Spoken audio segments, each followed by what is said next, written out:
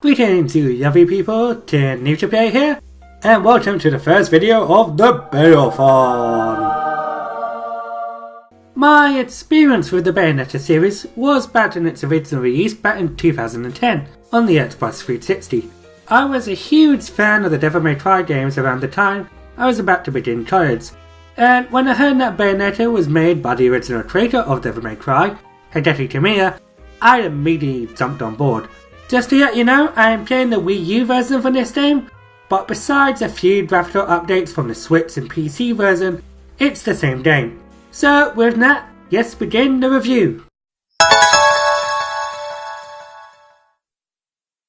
Throughout history, there lived two clans. The human sages who follow the light, and the Umbran Witches, women of the dark arts. They respected each other and lived through peace. However, one day, two lovers from each clan broke their treaty and did the hanky-panky, and then had a child. After that, things went downhill. The man was exiled from the human sages, and the woman was thrown into prison, with the impure blood child being raised by the witches. A war between the two clans raged, and both clans became extinct, with only a few survivors, including our heroine, Bayonetta. Bayonetta wakes up from a 500-year sleep without knowing about her past, besides being a witch and hunting down angels, and her goal is to recover her lost memories. Her informant Enzo tells Bayonetta about a gem known as the Right Eye, part of a set toward the Eyes of the World, which apparently might help discover Bayonetta's past. Throughout her journey, she meets a rival and another Umbran Witch, Zahn, Yuta, a genius who believes Bayonetta killed his father, and a mysterious young child, Cereza. The story, in all honesty, is the weakest part of the game, as while the concept of angels, demons, and witches is interesting, it is poorly paced and it took me a few playthroughs and research to understand the full scope of the plot. The story isn't really anything special, but the characters themselves and the interactions between them are genuinely entertaining, and in all honesty, some of my favourite supporting cast members. A lot of characters are full of life, including our main heroine, Bayonetta. Imagine a gender-bent Dante who has an English accent and loves to boogie. She is very charismatic and takes pleasure of seeing angels and teasing characters like Yuta, but does have a caring side, especially seen in scenes with the child Cereza. Enzo and Rodon don't get much screen time compared to the others, but every time they're in a scene together, I always get a chuckle. Imagine if Blade interacting with Harry from Home Alone 2. This game doesn't take itself so seriously. At one moment they talk about a war that happened 500 years ago and sacrificial priests. The next, Bayonetta is dressed up as a nun flirting with angels. This next bit will lead me to spoilers, so skip to this time if you don't want the game spoiled for you. Zahn and Bayonetta have had a couple of fights throughout the campaign, and with the last duel near the end of the game, Bayonetta defeats Zahn. Zahn was brainwashed by a main antagonist using magic. Bayonetta encounters the man who possesses the Right Eye, Boulder, the last remaining human sage, and Bayonetta's dad. It turns out Bayonetta didn't kill Yuta's father, but was Boulder who commanded the angels to execute him. It also turns out that the gem Bayonetta has is not the Left Eye, but Bayonetta herself. But due to a memory loss, the power of the Left Eye cannot be activated. So it was Boulder's plan to time travel and bring Bayonetta as a child from the past to attempt to reawaken the power of the Left Eye and the traitor Jubileus. Apparently the child Cereza is Bayonetta from the past, and Boulder tried to use Bayonetta's influence on Cereza to reawaken the Left Eye, in which he succeeds and Jubileus is resurrected. However, thanks to Zahn, who survived the fight and recovered from a brainwash, saves our heroine from the clutches of Jubileus, and with their combined strength defeat Jubileus and save the world. It all turns out to be stop crazy madman from resurrecting a god to destroy the world, which is fine, but the way Boulder followed through this plan was unnecessarily complex, and could have been a lot simpler to follow. He basically plot dumps all the information into one scene at the end. I have to say, no, I did find a way of mentioning Dubious with the boss battles quite interesting, as it makes Dubious herself a big threat and a goal for the player to pursue, and when you defeat her, it's so satisfying. While I don't really care for the story, the characters are entertaining to hear, especially from the likes of Yuta, voiced by Yuri Uranfor, and the blacksmith and bartender Rodan, voiced by Dave Fennoy, who has a sweet, sexy and cool deep voice. But the performer of the show has to go to Bayonetta's voice actress, Helena Taylor, who has done voice work for various characters in Dragon Age Origins. But her main line of work comes from her theatre performances.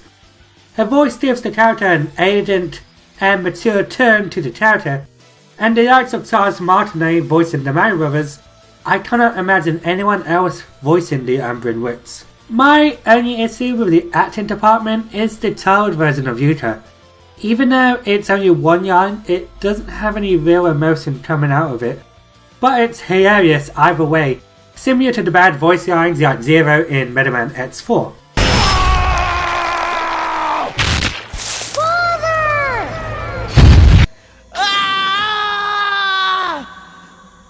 This isn't happening! There's no reason for me to go on. What?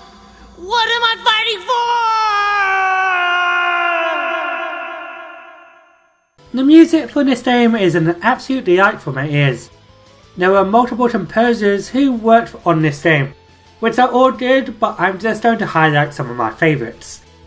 The lead composer for this game is Hiroshi Yamaguchi, who did music for Akami and The Wonderful 101, made some high quality jazzy tracks like The Gates of Hell, which I use a lot in my videos, and Riders of Light.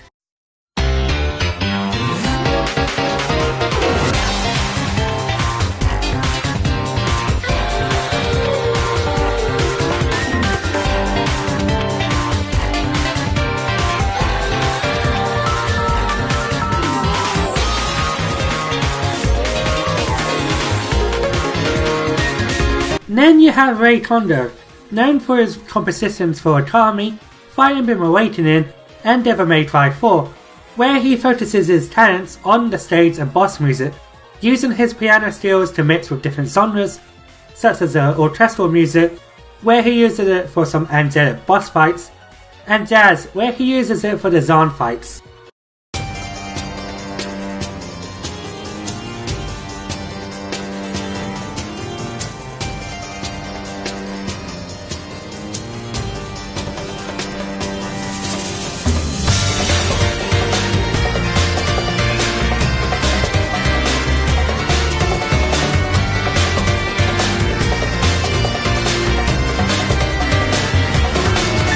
Platinum Games decided to have the battle themes for Bayonetta to have vocals, which are sung by Helena Nagoya, who sings Mysterious Destiny and my favourite track, Fly Me to the Moon.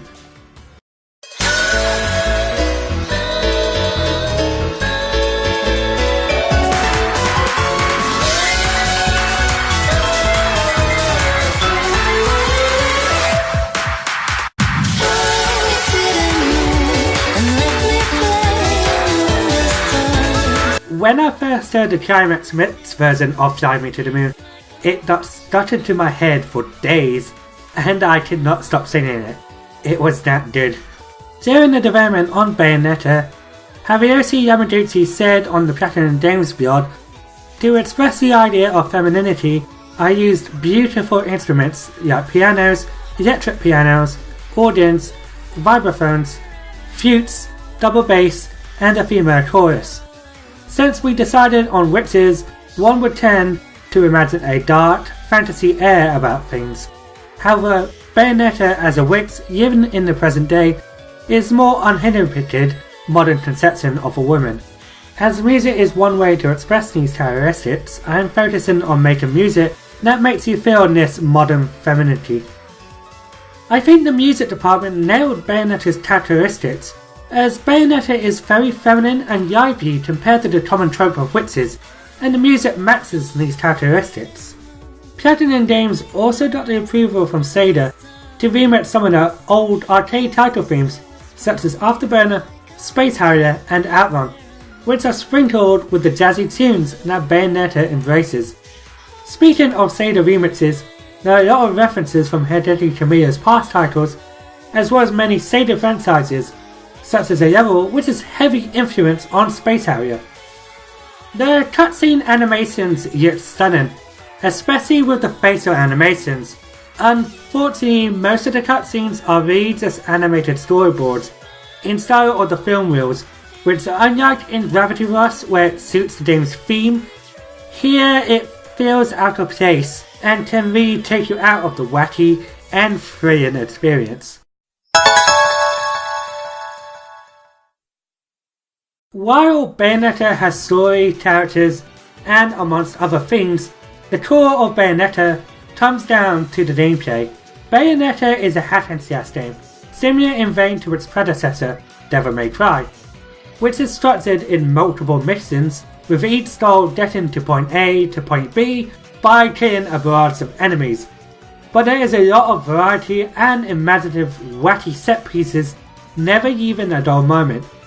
One moment you're fighting a group of angels in a town set on fire, the next you're throwing a cathedral at a two-headed dragon / angel hybrid. The combat is the best part of this game. Our heroine is able to equip multiple weapons to her hands, as well as her feet, with her primary weapons being the Starboard Flare, a group of guns. There are 4 face buttons, one for punches, one for kicks, jumping and shooting. You are able to combine your punches and kicks as you see fit, leading to some creative and interesting combos. There are a variety of weapons you can equip to your hands and feet, such as the lightning and fire cures, a whip, and my personal favourite weapon that I like swapping for the guns, the katana, which is a good mid-range weapon. You are able to customize where each weapon goes. For example, you can equip the guns on your feet and the katana on your arms, or equip the cures on your feet and the whip on your hands, and you can switch about 2 sets of playstyles on the fly, leading to some creative combos. These weapons can be unlocked by a set of vinyls that you can get through the stages and then to be purchased at the Gates of Hell. The Gates of Hell is basically your shop, which can be visited before each stage or by a portal in the stages. You can buy new weapons, health and new techniques for Bayonetta, but be warned, Rodan puts his prices very high. What makes Bayonetta different from the likes of other hack and slash games from the past is her ability, Witch Time, also known as the salty smash player's bane. When she dodges from an enemy's attack at the right time, all enemies on the field will be incredibly slow, making it easier to combo as well as performing combos that would be impossible to do normally. This will work on most enemies, however to counteract the ability the player cannot spam the dodge button, as she will pause in a pose for a bit leaving her to be open to an enemy's attacks. Witch Time is also used outside of battle. Like in this bit you need to slow down time to walk on water, like Jesus! Activating Witch Time is so rewarding, and every time I activated it I always felt badass and powerful. Speaking of feeling powerful, Bayonetta has a magic gauge that can be filled up by performing combos, and once it fills up, she is able to perform a torture attack, a super move of some sort that kills common enemies with one shot, or dealing a ton of damage to a tough opponent. It varies from spanking an angel and killing them with a guillotine, or dropping a 50-ton rake, which feels so good, especially from these enemies. However, it doesn't work on giant bosses. Instead, you get something similar called climaxes, which lets Bayonetta summon infernal demons with her hair, and lets the player release all their anger by mashing a certain button that basically annihilates them in the most brutal and somewhat hilarious ways. On a side note, when the game is loading, you can practice your moves, and it tells you how many times you have performed this, which I feel is neat and gives you some practice space without feeling discouraged on getting hit. Each mission you are ranked from Stone, being the lowest, to Pure Platinum being the highest. Each mission has multiple parts, or verses as the game calls them, and each verse you are ranked depending on your combo skill, time, and how many damage the player took. To get a pure platinum in each verse, you need to be absolute perfect, which can be challenging depending on the mission and difficulty. I played through this on normal mode and only got one platinum trophy, and I dabbled in hard mode and well, this happens. You will also use rank as well if you use a life and use health, which is understandable, but the issue is that some points in the game, most notably Chapter 2, where you're doing pretty well until the very end when you're fighting a two-headed dragon, and then out of nowhere, You never see it come back.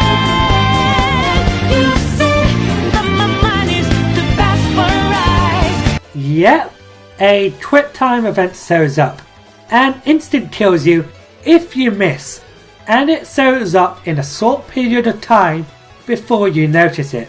Personally, I'm not the biggest fan of quick time events that result in instant death, especially when they happen in what you think are just cutscenes. This game wants you to be on guard at all times, even at cutscenes, as enemies will immediately attack you afterwards, giving the player yet a breathing room. Besides the quick times and enemies attacking you immediately after cutscenes, this game is fair with challenges, as enemies can be easily telegraphed. Bayonetta has some great replay value, with the infusion of mixing different playstyles, as well as multiple difficulties and bonuses. Once you beat the game on normal mode, you can get hard mode, and if you beat that, you get non-stop climax mode, which is hard mode but without the access of witch time. While the story is lackluster, the characters, presentation and gameplay are all excellent. If you feel the game is too difficult, there is always easy and very easy modes, which gives the player easier combos to perform, as well as making you enjoy the characters and gameplay without making you feel frustrated. I have played both the Xbox 360, Wii U and PlayStation 3 versions, and besides the PlayStation 3 version, God, the loading times are awful. They are all playable and fun. The Wii U and Switch version have some exclusive Nintendo content, with Peach, Daisy, Link and Samus costumes, and from what I've heard from the Steam version is technically the best version, with 4K support, if you're into that stuff. If you have any of these consoles, I highly recommend picking up Bayonetta, most notably if you're a fan of high-speed action games and are itching for a fix. With that, I'll be looking at Bayonetta 2 next. Until then, have a wonderful day, and hopefully I will see you again.